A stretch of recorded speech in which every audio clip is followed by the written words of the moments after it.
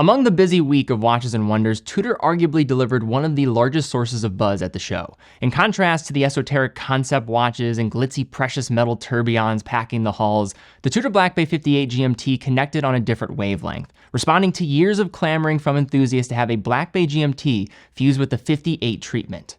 Well, since the dust has finally settled, I've been able to spend some uninterrupted time with this latest GMT so we can discuss what there is to know and some of my general takeaways at the end.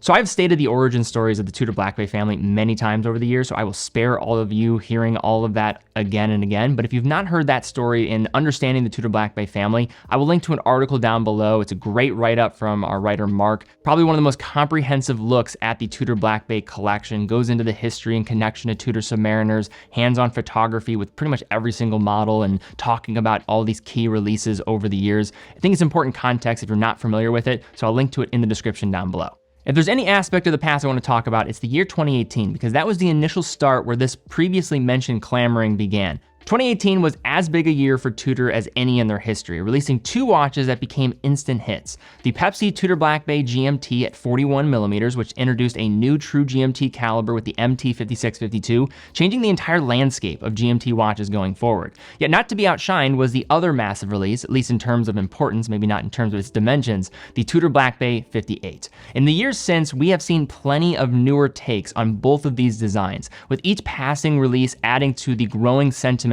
that a GMT in a 39mm case would be a massive hit. And in 2022, we appear to have gotten our answer with the Tudor Black Bay Pro. This new smaller GMT evoked the iconic 1655 Explorer 2 with a steel fixed bezel, orange GMT hand, while having a T-fit clasp and a case that mirrored the 58 in many aspects. But it wasn't met with universal applause as a result of the thickness of 14.6mm caused by using the MT5652 caliber. Although the watch did wear slimmer than the 41mm Black Bay GMT thanks to some nifty case design work, its height didn't align with the vision collectors had in mind when imbuing a GMT with this case diameter. As we know now, the Black Bay 58 GMT made its world premiere 2 years later, and with its new caliber, it enabled the Black Bay to house a GMT complication unlike any other model from the brand before it.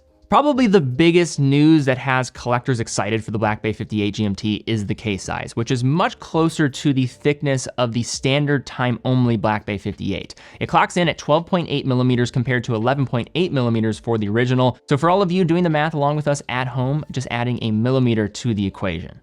The rest of the dimensions check in at 39mm in diameter, 47.3mm lug to lug, and a lug width of 20mm. A big part of the story with this watch is that through unremarkable familiarity, it becomes remarkable, as unlike any other GMT watch from Tudor to this point, this feels, well, like a Black Bay 58, what everybody was asking for. Likewise, water resistance remains at 200 meters thanks to the solid screw-down caseback and the newly designed Tudor rose sign screw-down crown, making this Globetrotter a true go-anywhere, do-anything pick. Shifting to the box section sapphire crystal, given the additional hand in the stack, it is going to curve to a higher apex than the 58 three-hander. Yet since a higher percentage of this thickness is tied to the crystal than the central case body, it is most likely one of the reasons this piece wears as well as it does. Now, one of the largest areas of debate was the choice of color for the 24-hour bidirectional bezel that is straight out of the Rolex GMT Master Playbook. But instead of going for a red and blue or a red and black colorway like the Pepsi or the Coke, Tudor puts its own twist on things with a burgundy and black aluminum insert,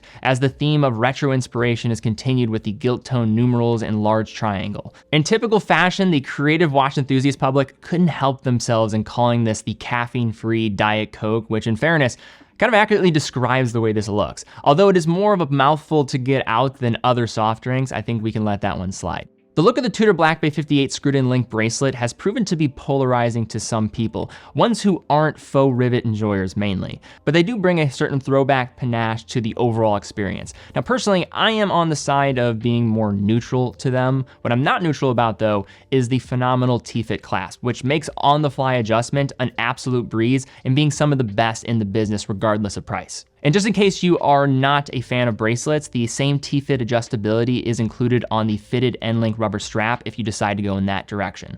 The case remains predominantly unchanged, showcasing mostly brushed surfaces apart from its polished sides and a hairline bevel traversing the length of the case. The dial has kept the overall aesthetic of the original Black Bay and gilt Black Bay 58, but with some key distinctions. The dial supplies a matte black finish backdrop to the golden gilt touches throughout. At the dial perimeter is the gold tone minute track with gilt hour markers applied one step inward. Dial text continues the cohesive approach with the Tudor branding at 12, with the GMT master chronometer text sitting at 6. At 3, a simple date aperture with a white date disc, which can be set forward and backward with the movement of the snowflake local hour hand. Speaking of, all the hands come in a gold tone framing and contain superluminova that works in tandem with the hour markers in generating a punchy shine that is about as superb as you will come across in the industry.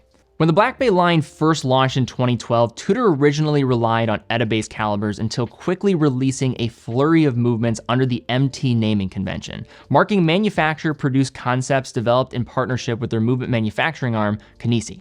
What this all means for Tudor is that it no longer relies on an outside vendor for their movements, and further enables new manufacturing possibilities going forward. The caliber you will find under the hood of this Black Bay 58 GMT exemplifies this concept of pushing things forward, being known formally as the MT5450-U. On the surface, the movement is a true traveler GMT movement as opposed to the collar movements found in some other GMTs, meaning it features independent adjustment of the local hour time. Other functions include 65 hours of power reserve and instantaneous date change linked to the local hour time, as well as hacking and hand winding also being included. However, its biggest development is that this marks one of the first movements and ultimately watches that is certified as a master chronometer from Tudor. When Omega developed the Master Chronometer certification alongside the Swiss Federal Institute of Metrology in 2015, it was a massive move, as it was a certification that called on 8 strenuous tests that, unlike the COSC standard that tests merely the movement, the Master Chronometer test involves much of the testing after the watch is fully cased up. Beyond being a third-party cross-check of reliability, the certification comes along with perks to the end wearer, including power reserve tests, a tight range of accuracy, and a watch that is resistant to magnetic fields up to 15,000 Gauss. In terms of some quick unpacking of the movement here, it's going to operate at 28,800 vibrations per hour, 4 Hertz, again features hacking and hand winding, and a 65-hour power reserve. As many of you know, I am a big fan of Tudor and the Black Bay 58 specifically, having owned many Tudor watches and have worn pretty much every piece in their contemporary lineup. Of all the pieces that I have tried from Tudor, it is clear as soon as you put this one on that it marks an important chapter for the brand in a couple of areas. One being the master chronometer that we've talked about, with this continuing to be pressed forward as the future of the brand while also delivering a new possibility going forward elsewhere. By nearly all accounts, this watch delivers on what many of us were asking for. However, the riveted bracelet non-enjoyers will not be happy, and I think the color choice is a peculiar one to start with. Tudor is well aware that a Pepsi or a blue and black bezel would get more fanfare. It probably just comes down to not giving us everything we want all at once, because Tudor just seems to always tease us just slightly. Yet with this new caliber and case, it proves what is possible for the future. Think about it. This is currently the smallest case watch, both in thickness and diameter from Tudor, that houses a complication. With this newfound reality of defining what is feasible, my mind automatically goes to what could this mean for future launches.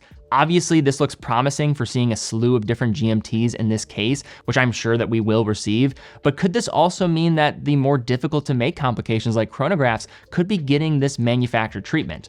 For answers to questions like that, we probably are going to need to wait. At least now we finally have a watch that we've been requesting for quite some time to keep us company. But all right, guys, that is my take looking at this new Tudor Black Bay 58 GMT. Love to hear some opinions down below. If you've actually been able to get one of these pieces already, I'd really love to see some comments and just some of your personal ownership story. Leave some comments down there. Love to get a conversation going.